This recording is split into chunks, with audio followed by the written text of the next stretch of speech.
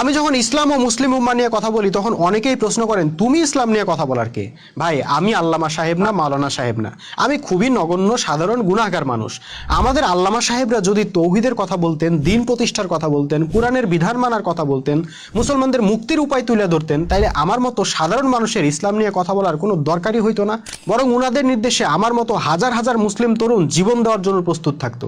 কিন্তু যখন উনারা দিন প্রতিষ্ঠার চিন্তা বাদ দিয়ে দিন নিয়ে তর্ক বাহাস আরম্ভ করছেন, যখন উনারা কোরআনের শাসন প্রতিষ্ঠার চিন্তা বাদ দিয়ে কোরআনের আয়াত বিক্রি করে খাওয়া আরম্ভ করছেন, যখন উনারা মুসলমানদের ঐক্যবদ্ধ করার চিন্তা বাদ দিয়ে অনৈক্য করাকে জায়েজ করে দিতেছেন, তখন আমার মতো সাধারণ মানুষেরা ইসলাম নিয়ে কথা বলতে বাধ্য হইতেছে।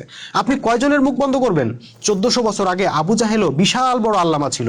যখন আবু জাহেলের মতো পণ্ডিত ইসলামের বিরোধিতা শুরু করলো, তখন আল্লাহ কৃতদাস বেলালকে দিয়ে সত্যের ঘোষণা দেওয়ালেন। আল্লাহর পরিকল্পনা কিন্তু মারাত্মক। আমার মুখ থেকে ইসলামের কথা শুনতে যদি আপনাদের ইগোতে বাঁধে, তাহলে আল্লামা সাহেবদেরকে বলেন 22 মাসের কিচ্ছা কাহিনী বাদ দিয়া দিন প্রতিষ্ঠার কথা বলতে। দেখেন তারা সাহস করে কিনা।